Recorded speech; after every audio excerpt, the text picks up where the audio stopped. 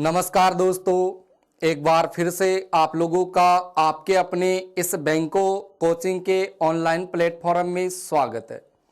दोस्तों, हम जिक्र कर रहे थे ग्लोब के पर और इस ग्लोब के बारे में हमने कुछ अक्षांश रेखा हैं उनके बारे में देखिए हमने पढ़ लिया। आज हम देखिए देशांतर रेखा हैं इनके बारे में पढ़ते हैं कि इनकी देखिए विशेषता क्या क्या है।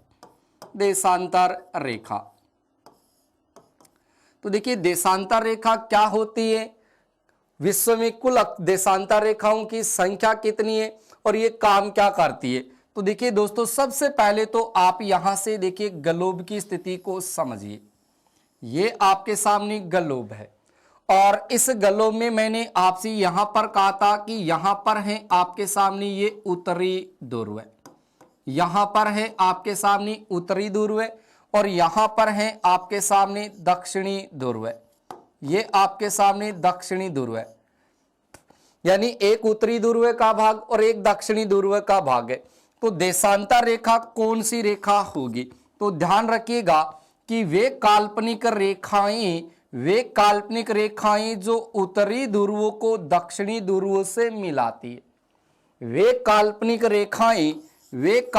रेखाएं जो आपके सामने उत्तरी ध्रुवों को दक्षिणी ध्रुवों से मिलाती है, वो रेखा कौन सी रेखा होगी, देशांतर रेखा। लेकिन ये देशांतर रेखा आपके सामने देखो किस प्रकार की ये रेखा होती है, तो याद रखना आपकी लंबवत होती है। यानी देशांतर रेखा है वो किस प्रकार की रेखा होगी, ये देशांतर रेखा है वो आपके सामने लंबवत होगी। और ये देशांतर रेखा हमेशा आप ध्यान रखें कि ये हमेशा ध्रुवों पर मापी जाती है। कहाँ मापी जाती है, ध्रुवों पर मापी जाती है। कौन सी रेखा, देशांतर रेखा। अब यहां से वापस समझिएगा कि अगर हम कुल देशांतर रेखा की बात करें तो कुल देशांतर रेखाओं की संख्या देखिए कितनी होगी, तो यहां आप ध्यान रखें 360 होगी। कुल देशांतर रेखाओं की संख्या वो कितनी है, 360 है। अब यहां से देखिए कि यहां पर मैंने आपके सामने उत्तरी ध्रुव से दक्षिणी ध्रुव की ओर मिलाने वाली काल्पनिक रेखा आपके सामने खींच दी। लेकिन ये जो काल्पनिक रेखा है ये रेखा आपके सामने कहलाती है 0 डिग्री देशांतर रेखा। ये दोस्तों 0 डिग्री देशांतर रेखा है और इस 0 डिग्री देशांतर रेखा को ही देखिए कौन सी रेखा कहा गया है, तो आप ध्यान रखिए इसको ग्रीनविच रेखा कहा जाता है। कौन सी रेखा कहा जाता है, इसको ग्रीनविच रेखा कहा जाता है। ये ग्रीनविच रेखा है जो ग्लोब के एकदम बीचों बीच खींची गई है और ये इस ग्लोब की देखिए यहां से स्थिति देखें तो ग्लोब के इधर पूर्व वाला जो भाग है या इस ग्रीनविच रेखा के पूर्व वाला भाग है वो भाग तो कहलाएगा आपके सामने पूर्वी गोलार्ध। कौन सा भाग कहलाएगा, पूर्वी गोलार्ध। और इस ग्रीनविच रेखा के इधर पश्चिम वाला जो भाग है ये भाग देखिए आपके सामने कौन सा कहलाएगा, तो यहां से आप ध्यान रखिएगा पश्चिमी गोलार्ध। यानी इस वाले भाग को हम देखेंगे तो यहां पर आपके सामने ये पश्चिमी गोलार्ध है। यहां पर आपके सामने ये हो चुका है पश्चिमी गोलार्ध। एक तरफ पूर्वी गोलार्ध, एक तरफ पश्चिमी गोलार्ध और बीच में है आपकी ग्रीनविच रेखा, ये 0 डिग्री देशांतर रेखा। अब ध्यान दीजिए कि जब हम देखिए कुल देशांतर रेखा को पढ़ते हैं तो देशांतर रेखा की संख्या कितनी है, 360 है। इन 360 देशांतर रेखा से देखिए हम 0 डिग्री से चलते हैं तो 0 डिग्री से इधर आएंगे तो यहां पर आपके सामने 1 डिग्री देशांतर रेखा खींची गई है। उसके बाद में 0 डिग्री के बाद में यहां से आपके सामने ये 2 डिग्री देशांतर रेखा आएगी। उसके बाद में 2 के बाद में यहां से आपके सामने ये 3 डिग्री देशांतर रेखा आएगी। उसके बाद में 3 डिग्री के बाद में 4 डिग्री, 4 डिग्री के बाद में आपके सामने 5 डिग्री, 6 डिग्री, ऐसे करते करते यहां अंत में आपको कितनी डिग्री मिलेगी, तो यहां पर आपको याद रखना है 180 डिग्री। ये जो आपके सामने 180 डिग्री है ये 180 डिग्री कहलाती है देशांतर रेखा। क्या कहलाती है, देशांतर रेखा। उसके बाद में जब आप इस ग्रीनविच रेखा से इधर आएंगे तो यहां पर भी आपके सामने देखो ये 0 डिग्री के बाद में 1 डिग्री, उसके बाद में यहां से चलोगे यहां से ये 2 डिग्री, 2 डिग्री के बाद में यहां से चलोगे ये 3 डिग्री, 4 डिग्री, ऐसे करते करते यहां पर आपको अंत में कितनी डिग्री मिल जाएगी? तो याद रखना है 180 डिग्री देशांतर रेखा। कितनी मिलेगी? 180 डिग्री देशांतर रेखा। तो यहां से हमने पढ़ा कि कुल देशांतर रेखा है उनकी संख्या कितनी है? तो 360 है। लेकिन जब आप देखिए यहां से 0 डिग्री से इधर आप पूर्वी गोलार्ध में चलेंगे तो यहां पर आपको देशांतर रेखा मिल रही है कितनी? 180। उसके बाद में जब आप 0 डिग्री से इधर पश्चिमी गोलार्ध में देखोगे तो वहां पर भी आपको कितनी देशांतर मिल रही है? 180। जब आप यहां से इनको काउंट करोगे कि 180 और 180 है वो तो 360 हो गई, और एक आप इस 0 डिग्री को काउंट करोगे तो यहां 361 हो जाएगी। लेकिन यहां पर जब दोस्तों आप 361 करेंगे तो आपका आंसर यहां गलत होगा। इस बात को थोड़ा सा ध्यान से समझिएगा, ध्यान से समझिएगा। देखिए यहां से ध्यान से समझिएगा कि इनकी यहां से देखिए 360 देशांतर रेखाओं की स्थिति आपके सामने किस प्रकार से रहेगी। तो यहां देखिए जब आप देखिए यहां से देख रहे हैं 180 डिग्री को, तो 180 डिग्री ये देशांतर रेखा है, और यहां पर भी आपके सामने ये 180 डिग्री देशांतर रेखा है। इस रेखा को आप यहां से छोड़ दीजिए और बाकी आपके सामने देखिए पूर्वी जो गोलार्ध है उस पूर्वी गोलार्ध में आपको यहां पर 179 देशांतर रेखा मिलेगी, और वो 179 देशांतर रेखा सारी की सारी आप कौन सी देशांतर बताएंगे? पूर्वी देशांतर रेखा बताएंगे। ध्यान रखिएगा कि पूर्वी गोलार्ध में आपको 180 डिग्री को छोड़ना है, और 1 डिग्री से लेकर के 179 डिग्री तक सारी की सारी देशांतर रेखा है वो कौन सी देशांतर रेखा बताओगे? पूर्वी देशांतर रेखा बता दोगे।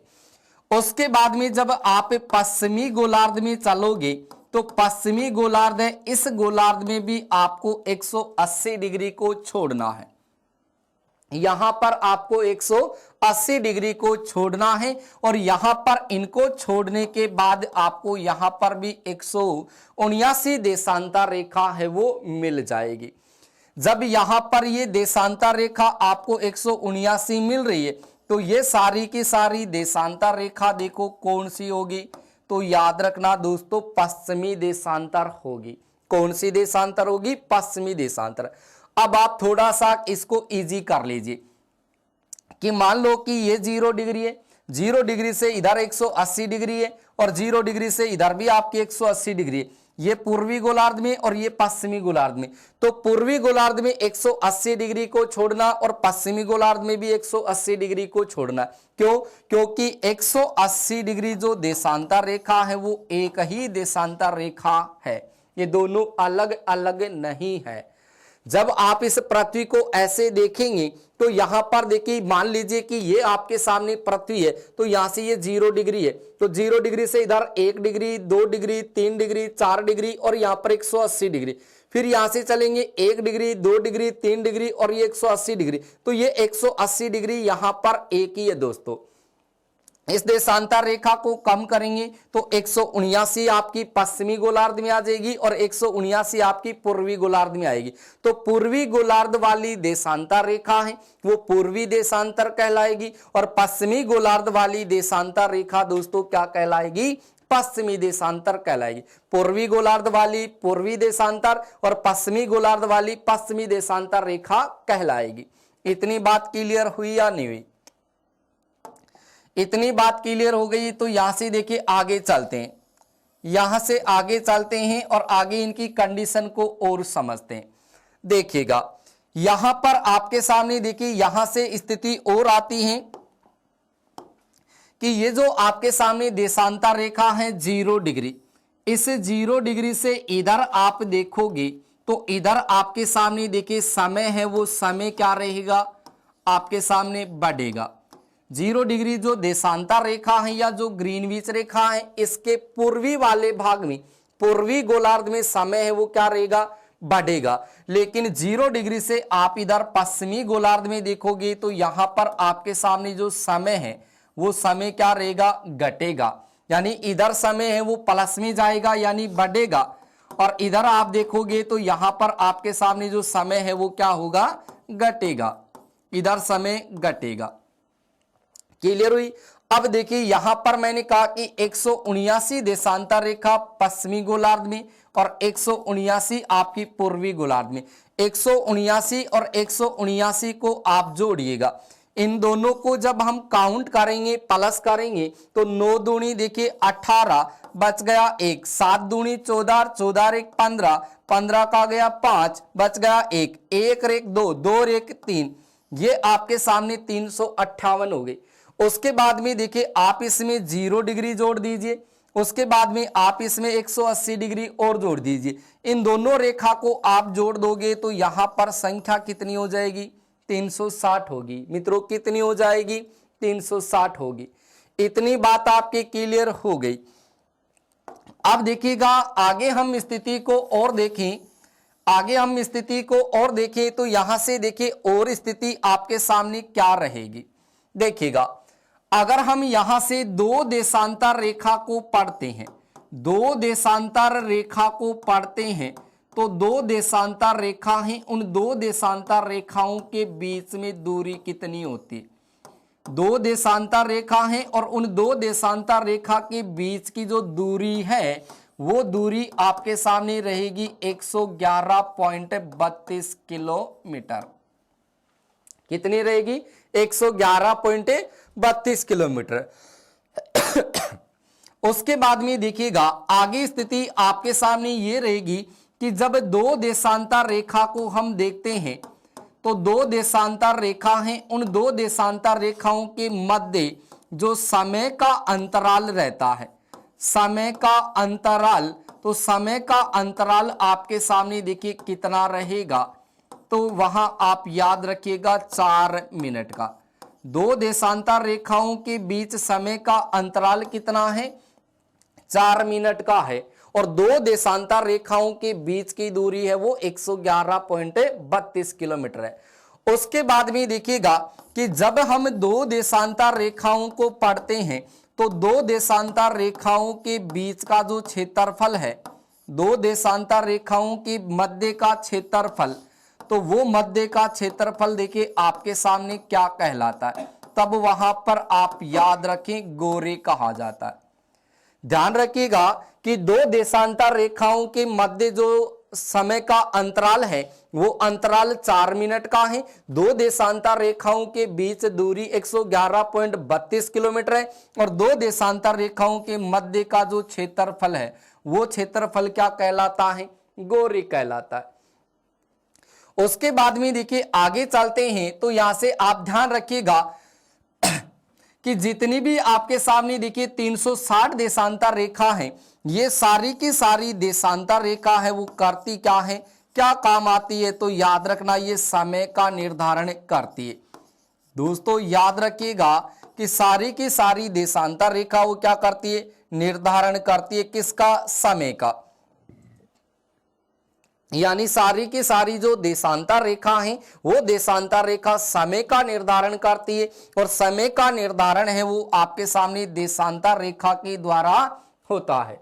आप यहां बैठे बैठे किसी भी एक देश का दूसरे देश से आप समय का निर्धारण है वो देशांतर रेखा के आधार पर कर सकते हैं। अब यहां से देखिएगा कि जब समय का यहां से निर्धारण करती है तो समय मापने का जो यंत्र है वो क्या कहलाता है, तब आपको याद रखना है क्रोनोमीटर कहलाता है। 2 देशांतर रेखाओं के अगर हम बात करते हैं तो 2 देशांतर रेखाओं के बीच की दूरी तो आप याद रखोगे 111.32 किलोमीटर। 2 देशांतर रेखाओं के मध्य समय का अंतराल ध्यान रखोगे 4 मिनट। 2 देशांतर रेखाओं के मध्य आप क्षेत्रफल याद रखोगे गोरे, और समय का निर्धारण है वो सारी की सारी देशांतर रेखा करती है। यानी मैंने आपसे कहा था कि अक्षांश जो रेखा है वो तो देखिए दूरी मापने के काम आती है, और देशांतर रेखा है वो आपकी समय का निर्धारण करने के काम आती है।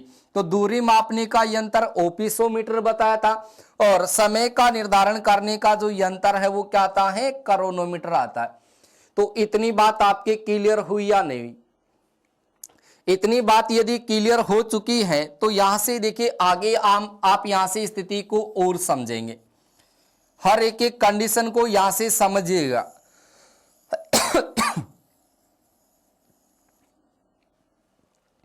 आगे की स्थिति और देखिएगा कि जब आप यहां से इस ग्रीनविच रेखा को देखते हैं, इस ग्रीनविच रेखा को देखते हैं, तो इस ग्रीनविच रेखा या 0 डिग्री जो देशांतर रेखा, इस रेखा से लिया गया है विश्व का मानक समय।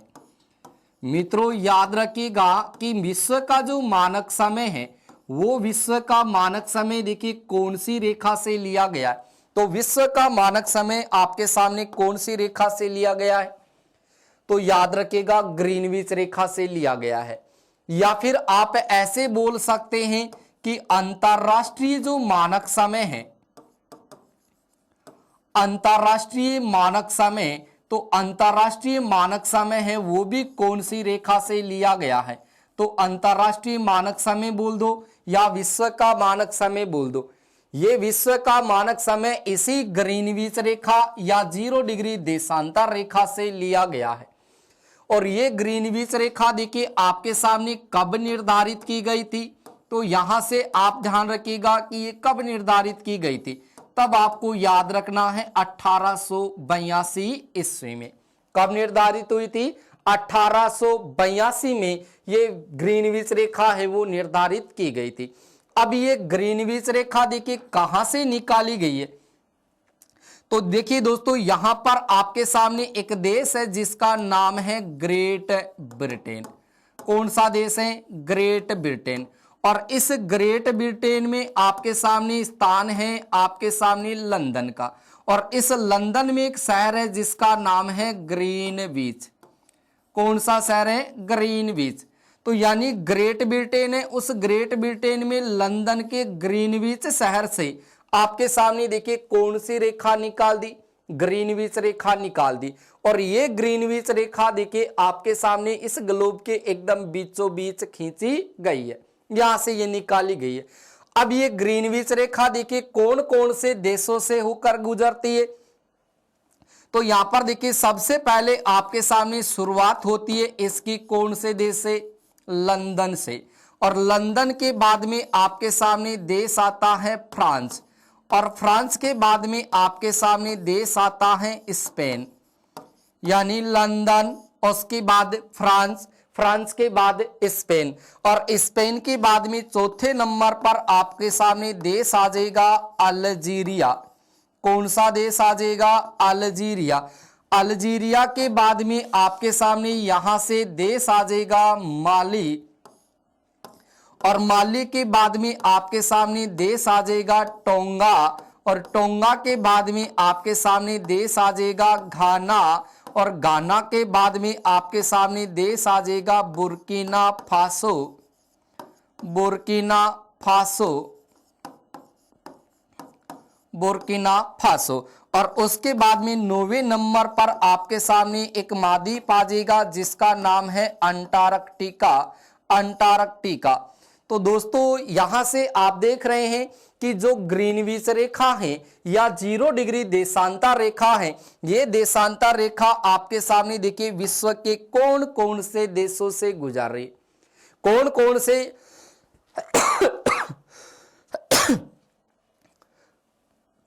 कौन कौन से देशों से ये रेखा गुजर रही है। तो यहां पर सबसे पहले मैंने कहा कि ये रेखा ग्रेट ब्रिटेन है, उस ग्रेट ब्रिटेन का जो लंदन है उस लंदन के ग्रीनविच शहर से निकाली गई है। और ये लंदन से शुरू होती है और लंदन के बाद में ये आती है फ्रांस में, और फ्रांस के बाद में कहां आती है? स्पेन में, और स्पेन के बाद में कहां आती है? अल्जीरिया में, और अल्जीरिया के बाद में कहां आती है?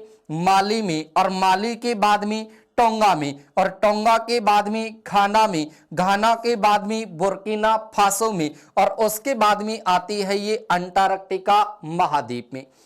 तो ये दोस्तों आपके सामने ग्रीनविच रेखा थी जो आपके सामने विश्व के इतने देशों से होकर के गुजरती है। लेकिन यहां पर ध्यान रखिएगा कि यहां पर आपके सामने देखिए एक महाद्वीप हमने पढ़ा था अंटार्कटिका, यहां पर अंटार्कटिका महाद्वीप को पढ़ा था। और यहां से ध्यान रखिएगा कि ग्रीनविच रेखा है, ये ग्रीनविच रेखा अंटार्कटिका महाद्वीप है, अंटार्कटिका जो महाद्वीप है उस महाद्वीप के बिल्कुल ये केंद्र से होकर के गुजरती।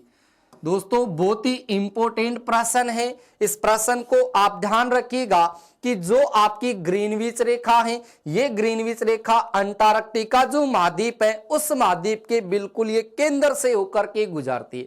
ठीक है, और यहां पर ये सारे के सारे देश आपके सामने आ रहे हैं।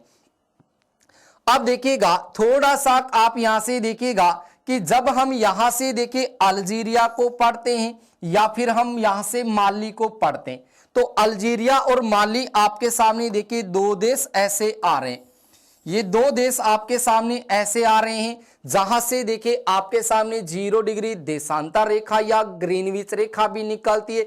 और इसके अलावा आपके सामने जो कारक रेखा है वो भी आपकी अफ्रीका महाद्वीप के इन दो देशों से गुजरती है। देखिए हमने पिछले वीडियो में हमने देखा था कि जो आपकी कारक रेखा है वो कारक रेखा देखिए यहां से आपके सामने कौन कौन से देशों से गुजरती है। ये कारक रेखा है, इस कारक रेखा की हमने बात की थी कि यहां से देखिए आपके सामने ये अफ्रीका महाद्वीप के कौन कौन से देश से गुजरती है। तो वहां पर हमने देखिए पढ़ा था पश्चिमी सहारा, उसके बाद में मोरितानिया, मोरितानिया के बाद में चाड, मोरितानिया के बाद में देखिए चाड, चाड के बाद में हमने पढ़ा माली, माली के बाद में पढ़ा था हमने अल्जीरिया, अल्जीरिया। तो ये देश आपके सामने देखिए आ रहे हैं, यानी यहां पर माली की और अल्जीरिया की हम स्थिति देखें तो वहां से कारक रेखा भी गुजरती है और आपकी ये ग्रीनविच रेखा भी गुजरती है। इतनी बात आपकी क्लियर हुई या नहीं हुई? इतनी चीज क्लियर हो गई तो आगे की हम स्थिति को और देखते हैं। देखना आगे की हम स्थिति को और देखें तो यहां पर देखिए आपके सामने यहां स्थिति आएगी एशिया महाद्वीप की। देखिए दोस्तों यहां पर आप देखोगे तो यहां पर है आपके सामने ये एशिया महाद्वीप, ये एशिया महाद्वीप है और इस एशिया महाद्वीप की यहां से स्थिति देखिए आपके सामने आ रही है। तो एशिया महाद्वीप है, इस एशिया महाद्वीप में यहां पर आपके सामने ये भारत भी है। तो भारत या एशिया महाद्वीप है वो देशांतरी दृष्टि से देखिए कौन से गोलार्ध में, तो आपका ये चला जाएगा पूर्वी गोलार्ध में। कौन से गोलार्ध में चला जाएगा? पूर्वी गोलार्ध में चला जाएगा एशिया महाद्वीप। उसके बाद में देखिएगा यहां से हम देखते हैं 180 डिग्री देशांतर रेखा को। तो 180 डिग्री जो देशांतर रेखा है इनकी देखिए स्थिति क्या है।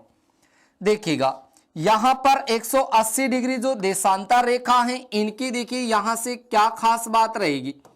180 डिग्री देशांतर रेखा,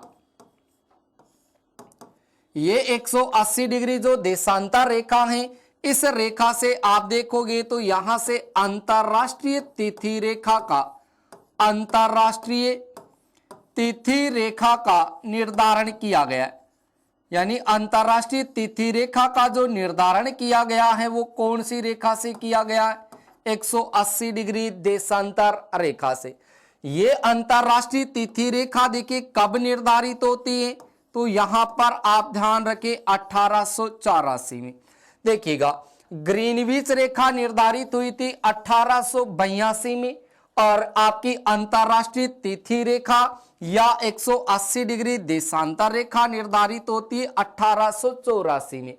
अब यहां से देखना यह है कि जो अंतरराष्ट्रीय तिथि रेखा या 180 डिग्री देशांतर रेखा है ये कौन से भाग से निकाली गई है?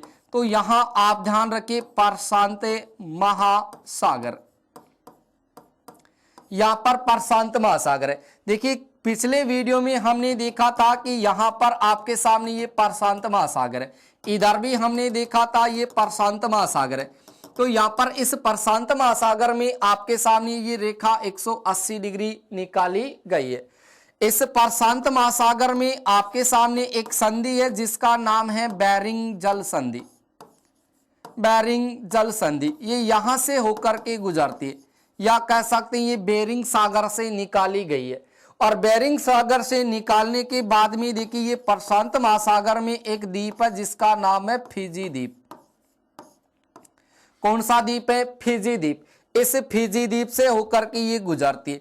उसके बाद में ये रेखा आती है सीधी, देखिए कहां पर, तो याद रखना है डोएमेडो द्वीप में। कहां आती है? डोएमेडो द्वीप। ये 180 डिग्री देशांतर रेखा या जो ग्रीनविच रेखा है, ये रेखा इस डोएमेडो द्वीप से होकर गुजरती। तब इस डोएमेडो द्वीप को देखिए ये दो भागों में अलग करती, जिसका एक भाग होगा लिटिल डोएमेडो और दूसरा भाग होगा आपके सामने बिग डोएमेडो।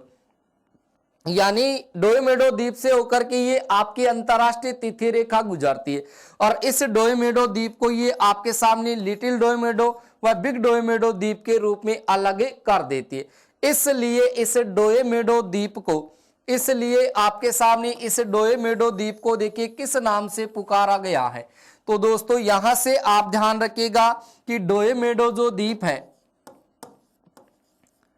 डोएमेडो द्वीप है, इस डोएमेडो द्वीप को कहा जाता है यस्टरडे व टुमारो का द्वीप। क्या कहा जाता है? इस डोएमेडो द्वीप को यस्टरडे व टुमारो का द्वीप कहा जाता है। या फिर हम कह सकते हैं कि इस द्वीप को बीता हुआ कल, बीता हुआ कल या आने वाला कल, बीता हुआ कल या आने वाला कल, आने वाला कल कहा जाता है। ये स्थिति यहां से आप ध्यान रखें। यानी जो आपकी अंतरराष्ट्रीय तिथि रेखा या 180 डिग्री देशांतर रेखा है, ये कब निर्धारित होती है? 1884 में निर्धारित होती है। ये प्रशांत महासागर, बेरिंग सागर, फिजी द्वीप और डोएमेडो द्वीप से गुजरती है। लेकिन डोएमेडो द्वीप को ये देशांतर रेखा दो भागों में अलग करती है, जिसका एक भाग लिटिल डोएमेडो है और दूसरा भाग बिग डोएमेडो है।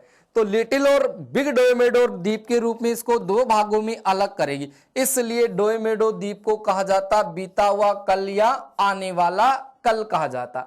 यस्टरडे व टुमारो का द्वीप कौन से द्वीप को कहा जाता है? डोएमेडो द्वीप को कहा जाता है। ये बात हुई आपकी 180 डिग्री देशांतर की। अब दोस्तों यहां से हम चलते हैं आगे, आगे चलते हैं तो यहां से आपके सामने देखिए और आपके सामने स्थिति रहेगी भारत के मानक समय को लेकर। यानी जब भारत का मानक समय हम देखते हैं तो भारत का मानक समय देखिए कौन सी रेखा से लिया गया है। तो देखिएगा आपके सामने एक देशांतर रेखा होगी 82 डिग्री 30 मिनट या 82.5 डिग्री। आप इन दोनों को देखिए ऐसे लिख सकते हैं 82 डिग्री 30 मिनट, 82 डिग्री 30 मिनट या 82.5 डिग्री। ये 82.5 डिग्री आपके सामने पूर्वी देशांतर रेखा है। कौन सी देशांतर रेखा है? पूर्वी देशांतर रेखा है। अब ये पूर्वी देशांतर रेखा 82.5 डिग्री या 82 डिग्री 30 मिनट जो देशांतर रेखा है, इस देशांतर रेखा से लिया गया है भारत का मानक समय। यहां से लिया गया है भारत का मानक समय और ये जो भारत का मानक समय लिया गया है वो 82.5 डिग्री पूर्वी देशांतर रेखा से लिया गया है। अब देखिए ये भारत का मानक समय और यहां है विश्व का मानक समय। देखिएगा यहां पर है आपकी ये 0 डिग्री और यहां पर है आपकी 82.5 डिग्री, ये 82.5 डिग्री है। तो यहां पर देखिए 82.5 डिग्री और यहां पर 0 डिग्री। अब मैंने कहा कि 0 डिग्री से इधर चलोगी तो समय आपका क्या रहेगा? समय आपका क्या रहेगा? बढ़ेगा। यानी समय इधर क्या रहेगा? प्लस में रहेगा। ठीक है। अब भारत का मानक समय 82.5 डिग्री से लिया गया है और विश्व का मानक समय वो 0 डिग्री से लिया गया है। तो भारत का मानक समय विश्व के मानक समय से क्या होगा? तो याद रखना विश्व के मानक समय से आगे होगा। क्या होगा? आगे होगा। भारत का मानक समय विश्व के मानक समय से क्या होगा? आगे होगा। जब आगे होगा तो ये कितना आगे होगा? तो याद रखना 5.5 घंटे आगे होगा। कितना आगे होगा, 5.5 घंटे आगे होगा। अब ये 5.5 घंटे आगे देखिए किस प्रकार से रहेगा, देखिएगा थोड़ा सा यहां से आप वापस समझिएगा, यहां से वापस समझिएगा कि यहां से ये आपका मानक समय, भारत का मानक समय देखिए 5.5 घंटे आगे कैसे, देखो यहां है 0 डिग्री और यहां पर है आपकी 82.5 डिग्री, यहां 82.5 डिग्री। अब ध्यान रखिएगा कि 1 डिग्री है, उस 1 डिग्री में देखिए आपके सामने 60 मिनट होती है, ठीक है। और 1 डिग्री को जब देखिए यहां से पार करेंगे कितना मिनट लगेगा, 4 मिनट लगेगा। जब हम आधे डिग्री को पार करेंगे तो यहां पर देखिए जब पृथ्वी सूर्य के चक्कर लगाएगी तो एक देशांतर को पार करने में 4 मिनट लेती है, तो आधे डिग्री को पार करने में कितना मिनट लेगी, तो यहां पर आप 2 मिनट याद रखें। अब देखिए कि जब एक देशांतर को पार करेंगे तो 4 मिनट लगती है, लेकिन जब 82 देशांतर को पार करेगी पृथ्वी तो कितना समय लेगी, तो यहां पर आपको ध्यान रखना है 82 को आपको 4 से गुणा करना है। जैसे ही आप 82 से देखिए 82 को 4 से गुणा करेंगे तो यहां पर 4 दूनी हो जाएगा 8 और 8 चौक कितना हो जाएगा 32, तो ये आपके सामने 328 मिनट आ चुकी है, ये 328 मिनट है। और आधे डिग्री की बात करते हैं तो आधे डिग्री की मिनट कितनी आ जाएगी, 2 मिनट आ जाएगी। तो यहां पर आपके सामने कितनी मिनट आ गई, 330 मिनट आ गई, कितनी आ गई, 330 मिनट। अब आप या तो ऐसे बोल सकते हैं कि भारत का मानक समय विश्व के मानक समय से भारत का मानक समय विश्व के मानक समय से देखिए 330 मिनट क्या है, आगे है, 330 मिनट क्या है, आगे है। या फिर आप देखिए घंटे में चेंज करोगे, घंटे या मिनट में चेंज करोगे, तो घंटे में चेंज करने के लिए देखिए मिनट में आप 60 का भाग दे देंगे। जैसे ही 60 का भाग दे देंगे तो यहां पर आपको मिलेगा 60 पंजो 300, 60 पंजो 300। तो जैसे ही आपके सामने 300 आया तो 330 मिनट में से 300 मिनट घटा दो, कितना बचेगा, 30 बचेगा। तो ये जो भागफल में आ रहा है वो तो क्या हो जाएगा, घंटे हो जाएंगे, ये 5 घंटे, और जो शेष फल बच रहा है वो क्या हो जाएगा, मिनट हो जाएगा, क्या हो जाएगा, मिनट। तो यहां पर भारत का मानक समय विश्व के मानक समय से 5.5 घंटे क्या होगा, आगे होगा। इतनी बात क्लियर हुई, इतनी बात क्लियर हुई। तो यहां से आगे और स्थिति को समझिएगा, ये ध्यान रख लेना यहां से। अब देखिएगा कि जब हम भारत में 82.5 डिग्री पूर्वी देशांतर रेखा को पढ़ते हैं, 82.5 डिग्री पूर्वी देशांतर रेखा को पढ़ते, जहां से देखिए भारत का मानक समय लिया गया, ये भारत का मानक समय जो 82.5 डिग्री पूर्वी देशांतर रेखा से लिया गया है, ये रेखा निकाली कहां से गई है, तो प्यारे दोस्तों यहां से आप ध्यान रखिएगा कि ये 82.5 डिग्री जो निकाली गई है वो कहां से निकाली गई है, यूपी से निकाली गई है। कहां से निकाली गई है, यूपी से निकाली गई है। और इस यूपी में आपके सामने एक स्थान है जिसका नाम है इलाहाबाद, जिसको आज वर्तमान में आप प्रयागराज बोल देते हैं, प्रयागराज।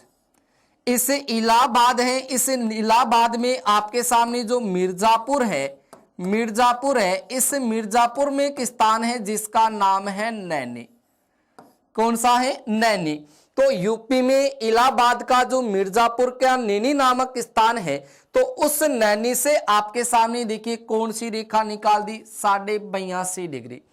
और ये 82.5 डिग्री आपके सामने यूपी से चलती है और यूपी से आती है सीधी एमपी में, और एमपी के बाद में सीधी कहां आती है, तो याद रखना है छत्तीसगढ़ में, और छत्तीसगढ़ के बाद में ये कहां प्रवेश करेगी, तब आपको याद रखना है ओडिशा में, और ओडिशा के बाद में ये कहां प्रवेश कर जाएगी, आंध्र प्रदेश या सीमांध्र में। तो दोस्तों यहां से आपके सामने स्थिति ये आ चुकी है कि 82.5 डिग्री पूर्वी देशांतर रेखा जहां से भारत का मानक समय लिया गया है, ये 82.5 डिग्री पूर्वी देशांतर रेखा नैनी, मिर्जापुर, इलाहाबाद, यूपी से निकाली गई है। ये इलाहाबाद में, यूपी में इलाहाबाद में जो मिर्जापुर का जो नैनी नामक स्थान है वहां से ये रेखा निकाली गई है। और ये भारत के कितने राज्यों से निकाल रही है? आपके सामने यूपी, एमपी, छत्तीसगढ़, ओडिशा, आंध्र प्रदेश, यहां से निकाल रही है।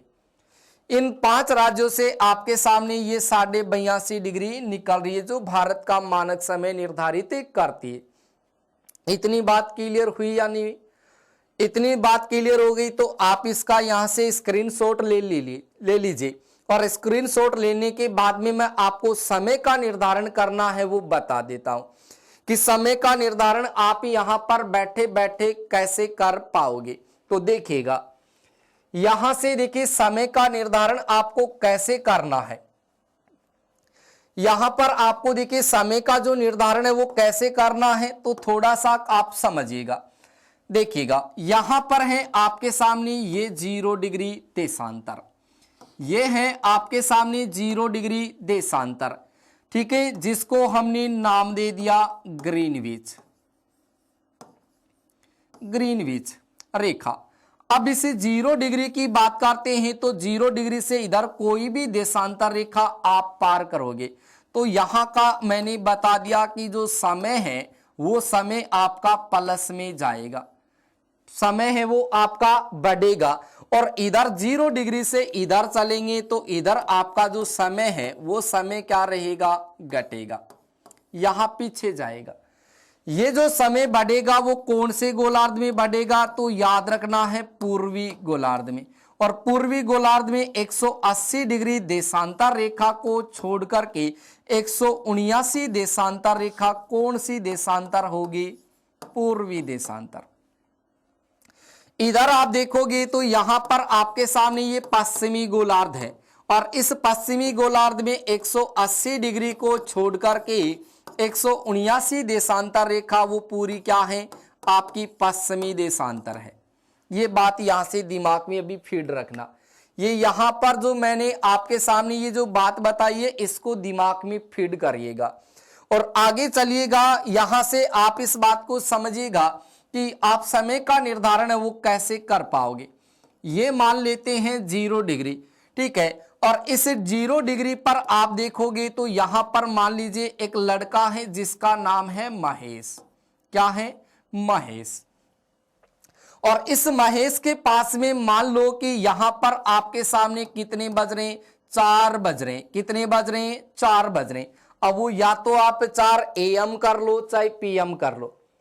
अब देखिएगा यहां पर 0 डिग्री से आगे चलो, यहां पर मान लेते हैं कि यहां पर आपके सामने 40 डिग्री देशांतर रेखा है और ये 40 डिग्री देशांतर रेखा आपके सामने पूर्वी देशांतर रेखा है। यहां पर देखिए 40 डिग्री पूर्वी देशांतर रेखा है और यहां पर आपके सामने एक लड़का है जिसका नाम है मान लो नरेश। क्या है? नरेश। उसके बाद में देखिएगा यहां पर आपके सामने 50 डिग्री पूर्वी देशांतर है। यहां पर कितनी है? 50 डिग्री और ये 50 डिग्री पश्चिमी देशांतर। इधर पूर्वी देशांतर ले लिया, इधर पश्चिमी देशांतर। और इस पश्चिमी देशांतर पर यानी 50 डिग्री पर यहां पर खड़ा है मान लीजिए आपके सामने सुरेश। यहां पर सुरेश, महेश और नरेश, ये 3 व्यक्ति यहां पर है, यानी सुरेश है, महेश है, नरेश है।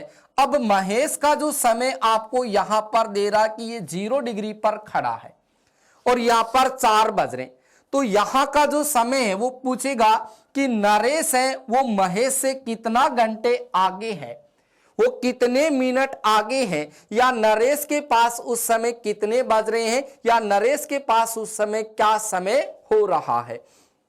और ये जो सुरेश है ये महेश से कितने घंटे पीछे हैं, कितने मिनट पीछे हैं, या उस समय सुरेश के पास कितना समय हो रहा है। तो देखिए दोस्तों, इस बात को थोड़ा सा इजी करके समझिएगा। जब आप इस महेश से इधर चलोगे नरेश की तरफ तो समय क्या करोगे? प्लस करोगे। और इधर जब आप महेश से इधर सुरेश की तरफ चलोगे तो इधर आप क्या करोगे? समय माइनस करोगे, कम कर दोगे। यहां का समय आपको दे नहीं रखा है, ना ही समय यहां का दे रखा है। समय दे रखा आपको 0 डिग्री देशांतर का ग्रीनविच रेखा का दे रहा कि वहां 4 बज रहे।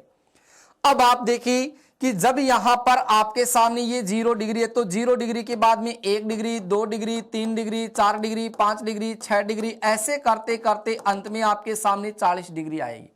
आएगी या नहीं आएगी? 40 डिग्री आएगी।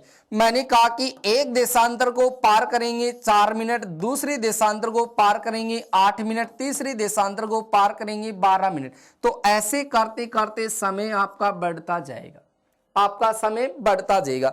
तो यहां से थोड़ा सा दिमाग में रखिएगा कि जब आपके सामने एक देशांतर को पार करते हैं तो यहां पर 4 मिनट लगती है। जब 4 मिनट लगती है तो यहां पर आप क्या करोगे, सीधा 40 को देखिए आप 4 से गुणा कर दोगे। क्या कर दोगे? 4 से गुणा करोगे। और 40 को जब 4 से गुणा करोगे तो 4 को 0 से करेंगे 0, 4 चौक कितना हो जाएगा? 16। यहां पर देखिए 4 दूनी 8, 4 3 12 और 4 चौक 16 हो गया। तो यहां पर 160 मिनट आ गए। अब ये कहेगा कि नरेश है वो महेश से कितने मिनट आगे है। अगर वो मिनट पूछ रहा तो कितना मिनट आगे होगा? कितना मिनट आगे होगा? 160 मिनट आगे होगा। अगर वो ये कहे कितने घंटे आगे हैं या कितने मिनट आगे हैं तो मिनट तो आ रही है 160 और इसको हम घंटे में चेंज करेंगे या मिनट में चेंज करेंगे तो देखिए 160 मिनट है उसमें 60 का भाग दे देंगे। तो यहां पर देखिए भाग देंगे 60 का तो देखिए 60 तिया तो 180 ज्यादा हो जाएगा तो 60 दूनी 120, 120 ये 2 आ गया। यहां से 0, यहां से 6 में से 2 जाएगा 4। यहां पर ये जो भागफल में आ रहा है ये तो घंटे को दर्शाएगा और जो शेषफल में आ रहा है वो मिनट को दर्शाएगा। तो यहां पर ये तो 160 मिनट देखिए यहां पर आगे चला गया। और अगर घंटे या मिनट की बात करें तो वो 2 घंटे 40 मिनट क्या हो जाएगा? आगे हो जाएगा। कौन? नरेश। किससे? महेश से। और वहां का समय क्या हो रहा है? वहां का समय क्या हो रहा है तो आप देखिए समय को कैसे लिखोगे। यहां पर समय को कैसे, यानी यहां पर आपने देखा कि ये 160 मिनट आगे हैं और 2 घंटे 40 मिनट आगे है। लेकिन यहां पर मैंने कहा कि महेश के पास उस समय 4 बज रहे, तो 4 तो देखिए यहां पर पहले से बज रहे और यहां पर ये 2 घंटे 40 मिनट पहले से आगे चल रहा है। तो ये यहां का समय क्या होगा? तो इनको आप यहां से जोड़ दोगे तो कितना हो जाएगा? 6:40 मिनट हो जाएगा। क्या हो जाएगा? यहां का समय 6:40 मिनट होगा। तो दोस्तों अगर नरेश की बात करते हैं कि नरेश वो महेश से देखिए आगे होगा या पीछे होगा तो यहां पर ये जरूर देखना कि वो पूर्वी देशांतर है या पश्चिमी देशांतर है। अगर पूर्वी देशांतर है तो समय को आगे धकेल दीजिए, अगर पश्चिमी देशांतर है तो समय को आप पीछे ले लीजिए। तो यहां पर देखिए वो क्या होगा? आगे होगा। और आगे अगर मिनट पूछ रहा है तो पहले मिनट निकलेगी आपके सामने। जैसे आप देशांतर को 4 से गुणा करेंगे मिनट आ जाएगी। तो 160 मिनट वो आगे है। और 160 मिनट को आप जब घंटे में चेंज करोगे तो किसका भाग दे दोगे? 60 का भाग दोगे। जैसे 60 का भाग दोगे तो 2 घंटे 40 मिनट वो आगे चला जाएगा। और वहां का समय पूछे तो पहले जितने बज रहे हैं उसमें उतना टाइम और जोड़ दीजिए। तो यहां पर 6:40 मिनट हो जाएगा। अब यहां से बात करते हैं कि महेश के पास 4 बज रहे, तो ये सुरेश है वो देखिए इस महेश से कितने घंटे पीछे, कितने घंटे पीछे होगा? तो यहां पर देखिए मैंने कहा कि 0 डिग्री से इधर चलेंगे 1 डिग्री, 2 डिग्री, 3 डिग्री, 4 5 6 7 8 9 ऐसे करते करते 50 डिग्री तक आ जाएंगे। तो मैंने कहा कि 2 देशांतर रेखा के बीच में समय का जो अंतराल होता है वो 4 मिनट का होता है। तो 4-4 मिनट करके हम आएंगे तो यहां से देखिए 0 से इधर आएंगे 50 देशांतर पार हो रही है। तो 50 देशांतर पार हो रही है, इसका मतलब एक देशांतर को पार करते हैं 4 मिनट लगती है। तो 50 देशांतर को पार करने के लिए कितना समय लगेगा, कितना मिनट लगेगा? तो यहां पर इसको गुणा कर दीजिए। 0 5 चौक 20, कितना मिनट आ गया? 200 मिनट। कितना मिनट आ गया? 200 मिनट। यानी सुरेश जो है ये आपके सामने क्या है? महेश से देखिए सुरेश है वो 200 मिनट क्या है? पीछे है। 200 मिनट पीछे है। उसके बाद में देखिए यहां पर अगर आप इस मिनट को घंटे में चेंज करोगे तो क्या करोगे, यहां पर भी 60 का भाग दे दोगे, तो 60 दूनी 120, 60 तिया 180, 180 आ गया। यहां पर 0 में से 0 गया, 20 में से 18 घटा दो 2, तो यहां पर ये 3 घंटे और यहां पर 20 मिनट, ये 3 घंटे और यहां पर 20 मिनट आ रही है, तो 3 घंटे 20 मिनट सुरेश वो महेश से क्या आ जाएगा, पीछे आ जाएगा। और यहां का समय क्या होगा, तो यहां पर पहले से 4 बज रही है और 4 से आप पीछे आ जाओ 3 घंटे 20 मिनट, तो वहां का समय आप यहां पर आराम से बता सकते हैं। बता सकते हैं या नहीं बता सकते हैं, बोलिए दोस्तों, यहां से आप इसका समय बता सकते हैं या नहीं बता सकते। आप बस दिमाग में ये रखो कि 0 डिग्री है और इस 0 डिग्री से इधर चलेंगे पूर्वी गोलार्ध में, तो देशांतर देखो कि वो पूर्वी देशांतर है या पश्चिमी देशांतर है। पूर्वी देशांतर है तो इधर समय बढ़ जाएगा और पश्चिमी देशांतर है तो इधर समय घट जाएगा।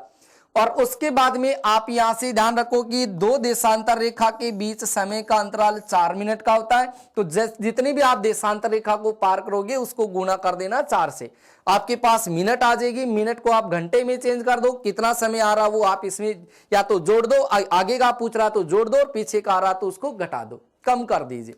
ये बात आपके क्लियर हुई या नहीं?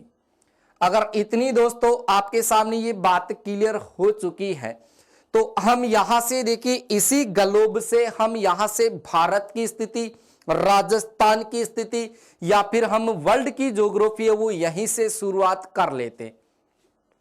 यानी जब आप विश्व की ज्योग्राफी को यहां से पढ़ोगे तो विश्व की ज्योग्राफी में आपके सामने इनकी स्थिति और विस्तार यहां से शुरू हो जाएगा। जब आप यहां से भारत की स्थिति को पढ़ते हो तो भारत की स्थिति या विस्तार है वो यहीं से शुरू हो जाएगा।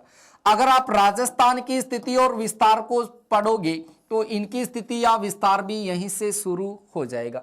अब आप यहां से कमेंट करके जरूर बताएं कि आपको पहले इंडियन ज्योग्राफी पढ़नी है या फिर आपको वर्ल्ड की ज्योग्राफी पढ़नी है या फिर आपको राजस्थान की ज्योग्राफी पढ़नी है।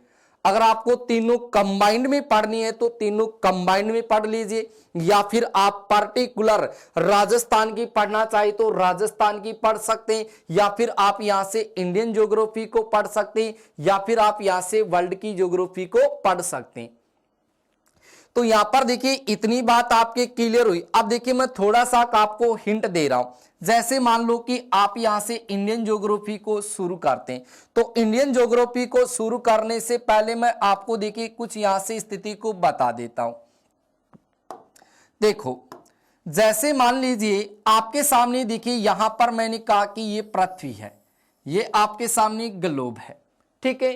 और इस ग्लोब की हम यहां से स्थिति को देखें तो यहां पर मैंने कहा ये 0 डिग्री है, तो 0 डिग्री से ऊपर उत्तरी गोलार्ध और ये है दक्षिणी गोलार्ध, और यहां पर है आपके सामने, ये देखिए आपके सामने यहां पर है भारत, ये आपके सामने यहां से आ गया भारत, ये मान लेते हैं यहां से भारत। तो भारत अक्षांशीय दृष्टि से उत्तरी गोलार्ध में आ गया, और यहां से जब आप देखोगे तो ये देशांतरी दृष्टि आ गई। यहां पर ये 0 डिग्री देशांतर है, ये 0 डिग्री अक्षांश है, तो इधर पूर्वी गोलार्ध इधर पश्चिमी गोलार्ध, तो देशांतरी दृष्टि से भारत कौन से गोलार्ध में आ गया, पूर्वी गोलार्ध में आ गया। और इनकी ग्लोबीय स्थिति को आप देखोगे तो यहां से उत्तर पूर्व आ जाएगी, यहां से इनकी स्थिति को समझ सकते हैं। अब देखिएगा कुछ मैं आपको यहां से पॉइंट और बताता हूं, और इस पॉइंट को आप साथ के साथ नोट जरूर कर लेना। यहां से इन बातों को साथ के साथ नोट जरूर कर लेना। देखिएगा यहां पर आप साथ के साथ नोट जरूर करिएगा कि हमने देखिए इस ग्लोब को पढ़ा था, इस ग्लोब को हमने यहां से पढ़ा था। अब देखिए ग्लोब से प्रश्न क्या रहेगा कि विश्व जो ग्लोब है, इस विश्व ग्लोब का निर्माता कौन है, विश्व ग्लोब का निर्माता। तो विश्व ग्लोब का जो निर्माता आप देखोगे तो विश्व ग्लोब का निर्माता कौन रहेगा, तब आपको याद रखना है मार्टिन बेहम, मार्टिन बेहम। और जब आप इस ग्लोब का आविष्कार देखोगे तो ग्लोब का आविष्कार देखिए किसने किया, तब आप याद रखोगे गोहम ने किया था। किसने किया था, गोहम ने किया। उसके बाद में ध्यान रखिएगा कि ये जो ग्लोब है, ये ग्लोब आपके सामने पृथ्वी का एक त्रिआयामी प्रतिरूप है। पृथ्वी का एक त्रिआयामी प्रतिरूप है। त्रिआयामी प्रतिरूप है, या फिर कह सकते हैं कि ये जो ग्लोब है ये आपके सामने पृथ्वी का एक लघु प्रतिरूप है। एक लघु प्रतिरूप है, ठीक है। लेकिन ये जो पृथ्वी आपके सामने आ रही है, ये पृथ्वी आपके सामने सौर परिवार का एक सदस्य है। सौर परिवार का क्या है? एक सदस्य है। तो देखिए यहां से हमने कितनी बातें पढ़ ली कि विश्व ग्लोब का जो निर्माता है वो मार्टिन बेहम है। उसके बाद में ग्लोब का आविष्कार किसने किया? गोहम ने किया। ये ग्लोब है, ये पृथ्वी का त्रिआयामी प्रतिरूप है। ये ग्लोब पृथ्वी का एक लघु प्रतिरूप है, लेकिन ये जो पृथ्वी है ये सौर परिवार का एक सदस्य है। इतनी बात आपके समझ में आ गई, साथ के साथ आप इनको नोट कर लेना। उसके बाद में देखिएगा कि जब हम इस ग्लोब की बात करते हैं तो ग्लोब की आकृति है वो देखिए गोल होती है या अंडे के समान होती है, ठीक है। लेकिन जब हम देखिए यहां से पृथ्वी की बात करते हैं, जब पृथ्वी की बात करते हैं तो पृथ्वी है, इस पृथ्वी की आकृति आपके सामने देखिए कैसी है। पृथ्वी की आकृति, तो पृथ्वी की आकृति आपके सामने किस प्रकार की है? तो याद रखना इसकी आकृति भूआब के समान है। भूआब के समान बोल सकते हैं, या आप यहां से जियोड के समान इनकी आकृति बता सकते हैं, या फिर आप इनकी आकृति पृथ्व्याकार बता सकते हैं। यानी पृथ्वी की आकृति है वो कैसी है? भूआब के समान है, या जियोड के समान है, या पृथ्व्याकार है। लेकिन ध्यान रखिएगा कि इस पृथ्वी की जो खोज है, इस पृथ्वी की जो खोज है वो खोज फ्रांसीसी विद्वान है जिसका नाम है रिचर। इस रिचर ने लगभग 1671 ईस्वी में इस पृथ्वी की क्या की थी? खोज की थी। क्या की थी? खोज की थी। तो पृथ्वी की खोज तो करता है रिचर, और पृथ्वी की आकृति है आपके सामने भूआब के समान, जियोड के समान, या पृथ्व्याकार है। इतनी बात क्लियर हुई। फिर देखिए यहां से आगे चलते हैं, तो यहां से आप और यहां से बात को समझिएगा, आगे आपके सामने और स्थिति रहेगी। देखिएगा यहां से जब आप देखिए पृथ्वी को पढ़ते हैं तो पृथ्वी है ये अपने अक्ष पर देखिए कितने डिग्री पर झुकी हुई है। पृथ्वी है ये अपने अक्ष पर देखिए कितने डिग्री पर झुकी हुई है? तो याद रखना है 23.5 डिग्री के कोण पर झुकी हुई है। ये 23.5 डिग्री के कोण पर झुकी है, और पृथ्वी अपने अक्ष पर देखिए कितने डिग्री का कोण बनाती है? तो कोण याद रखना है 23.5 डिग्री का। यानी पृथ्वी है ये आपके सामने अपने अक्ष पर देखिए कितने डिग्री का कोण बनाती है? तो यहां पर आपको ध्यान रखना 23.5 डिग्री का कोण बनाती है। यानी पृथ्वी अपने अक्ष पर कितने डिग्री का कोण बनाती है? 23.5 डिग्री का कोण बनाती है। पृथ्वी अपने अक्ष पर कितने डिग्री झुकी हुई है? तो कितने डिग्री पर झुकी हुई है? 23.5 डिग्री पर झुकी हुई है। उसके बाद में पृथ्वी है ये अपने केंद्र पर कितने डिग्री पर देखिए कोण बनाती है? यानी पृथ्वी अपने केंद्र पर कितने डिग्री का कोण बनाती है? तो वहां आप ध्यान रखिएगा 66.5 डिग्री। पृथ्वी अपने अक्ष पर देखिए 23.5 डिग्री का कोण बनाती है, जबकि पृथ्वी अपने केंद्र पर 66.5 डिग्री का कोण बनाती है। ये पृथ्वी अपने अक्ष पर देखिए क्या करती है? इस प्रकार से जब आप देखिए पृथ्वी को देखोगे तो ये पृथ्वी इस प्रकार से झुकी है। यानी यहां पर आपके सामने ये 90 डिग्री, यहां पर आपके सामने ये 90 डिग्री। तो इस प्रकार से ये पृथ्वी आपके सामने ऐसे झुकी हुई है। लेकिन ध्यान रखिएगा कि जब पृथ्वी अपने अक्ष पर देखिए घूमती है, जब ये सूर्य के देखिए चक्कर लगाती है, तो ये चक्कर आपके सामने ये पश्चिम से पूर्व की ओर लगाती। यानी पृथ्वी जब अपने अक्ष पर जब देखिए चक्कर लगाती है, या पृथ्वी अपने अक्ष पर जब घूमती है, तो वो सूर्य की जब चक्कर लगाएगी तो पश्चिम से पूर्व की ओर चक्कर लगाएगी। जब ये पृथ्वी अपने अक्ष पर देखिए चक्कर लगाती है, तो ये चक्कर आपके सामने अपना एक दिन में एक चक्कर पूरा करती है। एक दिन का मतलब यहां से आप ध्यान रखिएगा 24 घंटे। 24 घंटे में या फिर एक दिन में पृथ्वी है वो अपना एक चक्कर है वो क्या कर लेती है? पूरा कर लेती है। यानी अपना एक चक्कर है वो लगभग आपके सामने 23 घंटे 56 मिनट 56 मिनट 4 सेकंड 4 सेकंड में अपना पूरा कर लेती है। यानी पृथ्वी है वो अपनी, देखिए जब एक चक्कर को पूरा करती है तो उसमें 23 घंटे 56 मिनट 4 सेकंड का अंतर 4 सेकंड का समय वो लेती है। तो अपन मान सकते हैं कि यहां से 23 घंटे 56 मिनट 4 सेकंड को अपन 24 घंटे में रख सकते हैं। लेकिन जब ये अपना चक्कर लगाएगी तो वो पश्चिम से देखिए पूर्व की ओर चक्कर लगाती है, और जब ये अपना चक्कर लगाती है तो लगभग 1610 किलोमीटर प्रति घंटा के हिसाब से अपना एक चक्कर है वो पूरा कर लेती है। कौन? पृथ्वी। उसके बाद में यहां से ध्यान दीजिए कि जब हम इस पृथ्वी की बात करते हैं तो पृथ्वी जब अपने हिसाब से देखिए अपने अक्ष पर घूमती है, जब इसमें देखिए चक्कर लगाती है तो इसमें किस बल का प्रयोग किया जाता है? तो यहां पर आप याद रखिएगा कौन से बल का प्रयोग किया जाता है। तो यहां आप याद रखिएगा केंद्र प्रसारक बल, केंद्र प्रसारक बल, या आप याद रखिए अपकेंद्रीय बल, अपकेंद्रीय बल, अपकेंद्रीय बल का प्रयोग है वो करती है। ठीक है, यानी जब पृथ्वी अपने अक्ष पर देखिए चक्कर लगाती है तो यहां पर जो बल का प्रयोग होता है वो कौन से बल का प्रयोग होता है? केंद्र प्रसारक बल या अपकेंद्रीय बल का प्रयोग होता है। तो दोस्तों ये थी आपके सामने ग्लोब की स्थिति, और इस ग्लोब के बारे में हमने कई चीजें हैं वो यहां से आज पढ़ ली है, कुछ बातें हमने पिछले वीडियो में पढ़ ली है।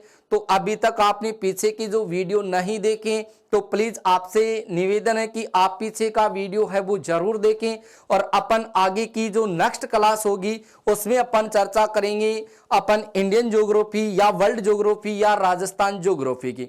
तो आप कमेंट में जरूर लिख करके बताइएगा कि आपको पहले राजस्थान ज्योग्राफी पढ़नी है, इंडियन ज्योग्राफी पढ़नी है या वर्ल्ड ज्योग्राफी पढ़नी है। तो मिलते हैं दोस्तों नेक्स्ट वीडियो में, तब तक बने रहिएगा आप इस प्लेटफॉर्म ऑनलाइन प्लेटफॉर्म के साथ। ठीक है दोस्तों।